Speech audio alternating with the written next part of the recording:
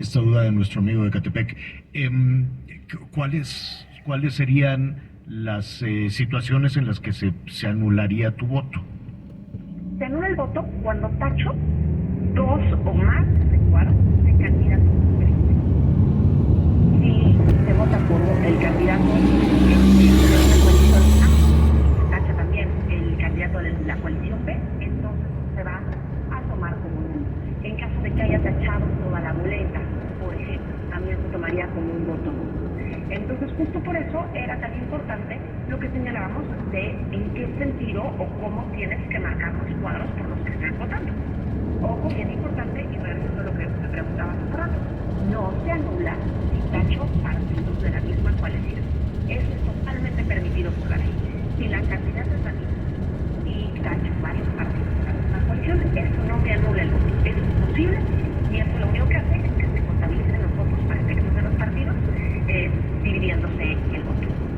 Te preguntan de Guadalajara, saludos a nuestros amigos allá en Guadalajara. Marisela, ¿le puedo tomar fotos a mi boleta y subirlas a redes? Sí, Marisela, eso no está prohibido. Ojo, no es la práctica adecuada. Y aquí yo que les sugiero a todo tu auditorio, traten de no hacerlo, porque el tomar fotos permite que se haga una interpretación o incluso permite que se genere un mecanismo de compra del voto. Entonces, no está prohibido. Hasta el día de hoy, el INE no nos puede prohibir entrar con un celular a la casilla y no nos pueden prohibir que le tomemos una foto, perdón.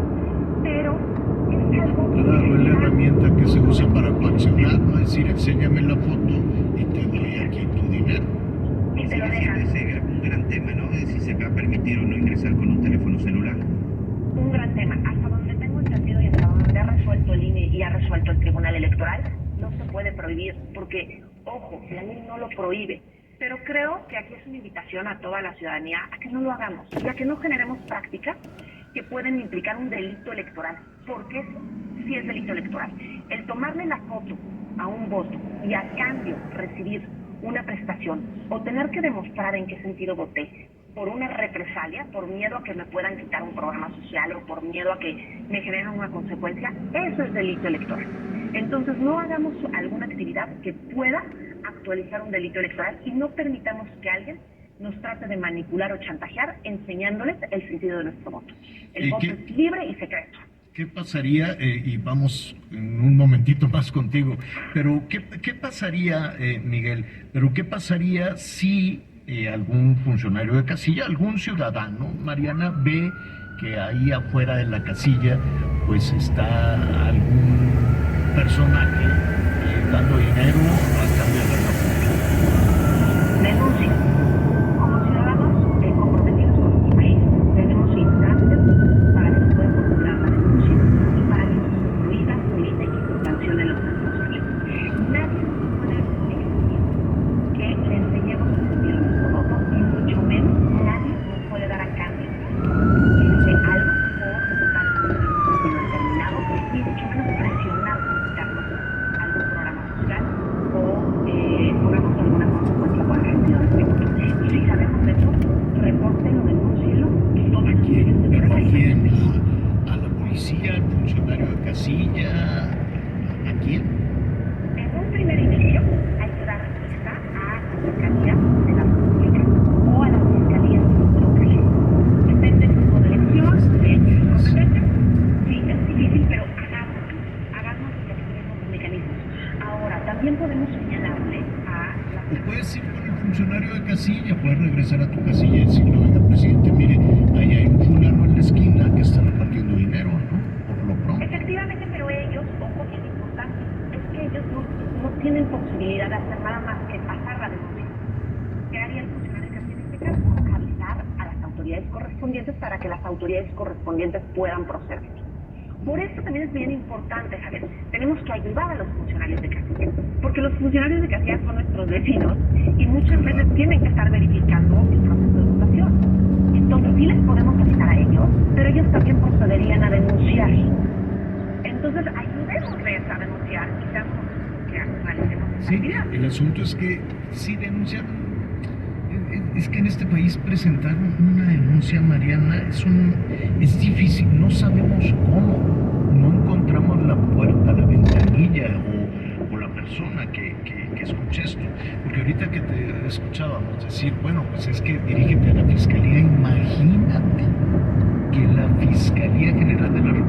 escuché.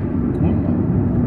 Digo, debe de haber alguna instancia, supongo, ¿no? Relativamente cercana a la ciudadanía en donde tú puedas ir y denunciar, o tal vez casi hasta en línea, no lo sé. Efectivamente, es que sí, hay la posibilidad de hacer las cosas en línea y hay una institución a la FED, que es la Fiscalía Electoral de Delitos, la Fiscalía de Delitos Electorales.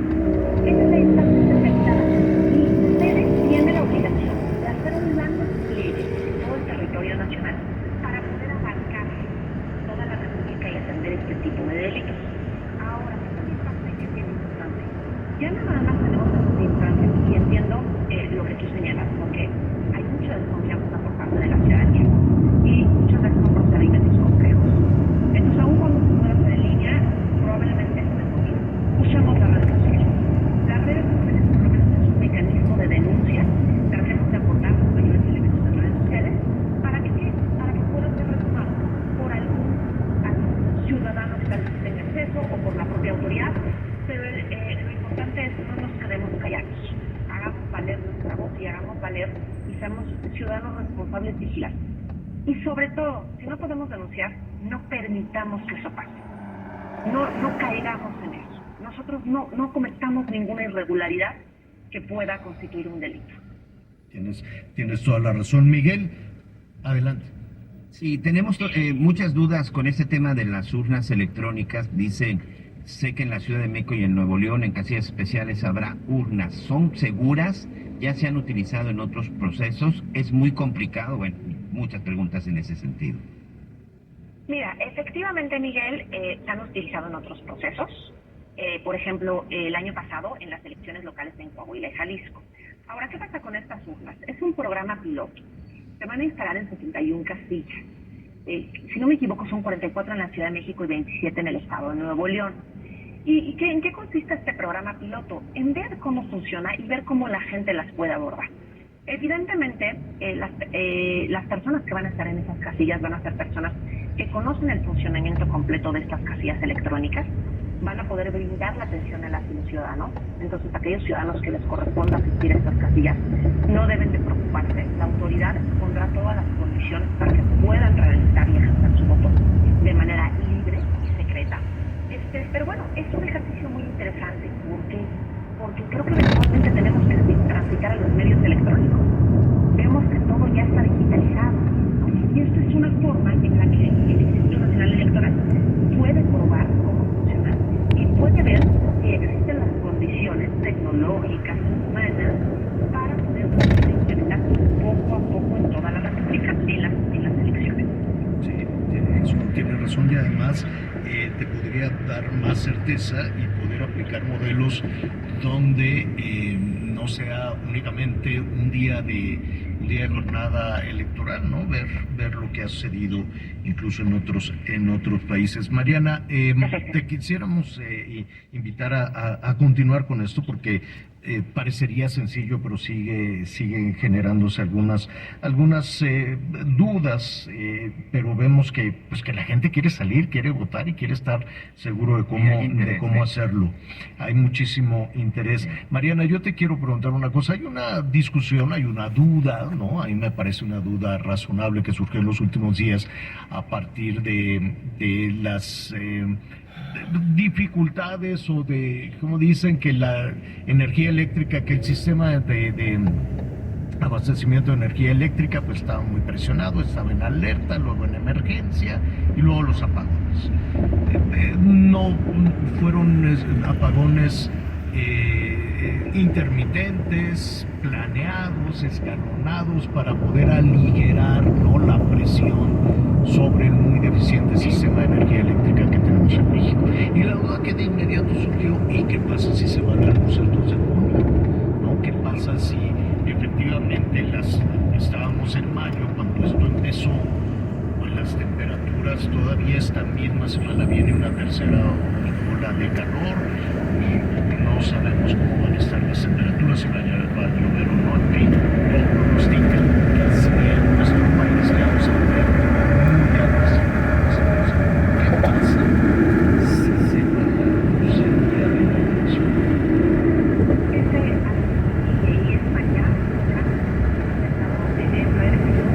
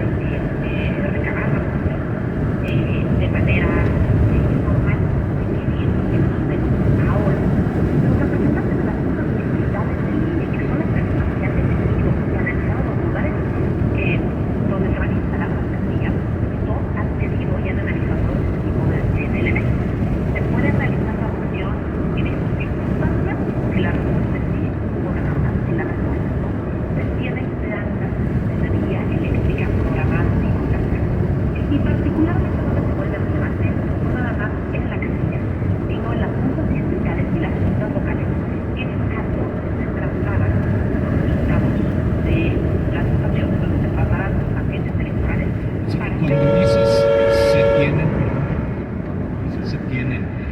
Ya existen 300 plantas de energía, 300 plantas de emergencia en el país, en los Ya distritos. existen y se contemplan siempre, efectivamente, Javier. Históricamente se ha hecho.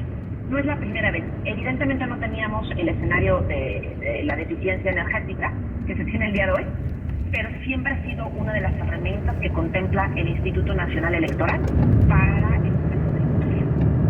Entonces ya se tienen contempladas, ya estaban presupuestadas, ya se tenían contratadas. Entonces la circunstancia de los apagones de las últimas semanas no modificó la determinación inicial del INE porque ya se tenía contemplado. Sí, porque además desde Palacio Nacional hoy se sembró incluso la duda, por decirlo de alguna manera, porque fue el propio jefe del Ejecutivo que decía sí eran los apagones y con eso se llevaban las urnas y las cambiaban y las rellenaban, pero nosotros no somos iguales. Ay, yo no recuerdo desde la creación de una instancia ciudadana para recibir, contar y decir quién ganó, que se hizo con tanto trabajo y que luego ya lo tomaron los partidos en lo que tú quieras. Yo no recordaba un incidente de un apagón para cambiar urnas como se dijo hoy en Palacio Nacional, pues sí. No, para nada, no lo ha habido. Desde la gestión del IFE no hemos detectado ningún tema de esa irregularidad, para nada. Al contrario, desde que se creó el IFE se ha garantizado, desde 1990 se ha garantizado el ejercicio del voto y ha habido una autoridad de instancias que han contabilizado los votos ciudadanos de manera fortuita. Entonces no ha pasado y te insisto, justo esta es de las grandes características que tiene el INE. Ha previsto históricamente desde su creación todas las herramientas y todos los elementos necesarios para poder garantizar el ejercicio del voto. Entonces, esta elección no va a ser la excepción. Y hoy recordemos que el INE es una institución muy grande, llena de servidores públicos que históricamente han estado ahí y conocen muy bien su trabajo. Y las decisiones no nada más se centran en un órgano de 11 consejeros. Hay 300 juntas locales que operan, hay juntas distritales, hay un ejército de funcionarios públicos que han realizado esa actividad a lo largo de los años de manera especializada y continua, otorgándonos certeza. Entonces, está contemplado el tema de las tasas. Sí, es que sí, llamó muchísimo la atención. Mira, te lo digo, dijo el jefe del Ejecutivo, ¿saben cómo hacían los fraudes? Precisamente con apagones. A la hora de que se empezaban a contar los votos entre las 6 y las 7, quiero suponer de la tarde, no lo sé, se apagaban los mapaches y todavía ahí andan, dijo el presidente. Pues imagínate si eso pues, se abrió todavía más, ¿no? Se hizo más, se agudizó la duda respecto a todo esto. Dice, todavía ahí andan los mapaches y se va la luz. A mí me parece que con todo y que se vaya la luz, tú puedas cambiar una urna y rellenarla de boletas. Todo eso se puede hacer. No, ya existen los mecanismos de control y confiemos. Justo por eso creo que es muy importante lo que están haciendo en este espacio, de aclarar a la gente todos los temas y todas las dudas. El tema de las elecciones puede ser un tema muy técnico, pero hay que traducirlo para que todas y todos entendamos y tengamos certeza de lo que va a ser y no permitamos que haya mecanismos de desinformación. No caigamos en la mala fe que pueda haber para tratar de desacreditar el desarrollo habitual de la elección. Confiemos en que están las instancias y por eso es bien importante defender a las instituciones, ¿no? Por eso era muy importante defender al INE, porque hay las instancias necesarias para garantizar que se respete el voto de todos los ciudadanos. Sí.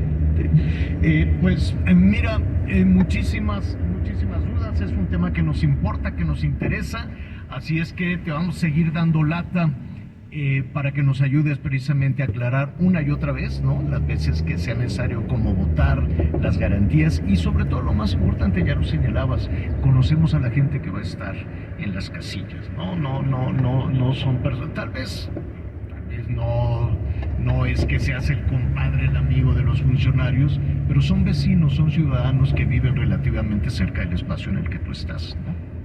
Efectivamente, y estaré encantada de poder platicar con ustedes, con su auditorio y resolver todas las dudas que tengan.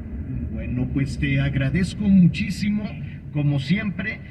Te quiero pedir un favor, ¿nos puedes dar tus redes sociales, Mariana? Claro que sí, les comparto mi Twitter, que es donde generalmente participo y opino, y es M mayúscula, Cal de Calderón, C-A-L, Aram de Aramo, A-R-A-M, M Cal Arame. Bueno, pues te vamos a buscar inmediatamente en X, en Twitter, y te vamos a estar molestando para que nos sigas orientando sobre qué hacer el próximo 2 de junio. Muchísimas gracias. Con todo gusto, muchos saludos a todos. Que tengan excelente tarde. Gracias, Mariana. Pues ya nos quedaron muchas cosas claras, Miguelón. En principio, pues hay que acudir con confianza, son ciudadanos. Imagínate que, ¿te acuerdas que estaba esa iniciativa de desaparecer el INE? Que, bueno, todavía hay alguna amenaza de qué tan independiente es el INE, pero es la herramienta que tenemos. Y además otra cosa, independientemente de quiénes lo están dirigiendo y si el INE está tomado por los partidos, que es una realidad, ya nos echaron para afuera a los ciudadanos y los partidos se reparten ahí todos los asientos y todo lo demás, ya no es tan ciudadano, ¿no? No, porque ellos...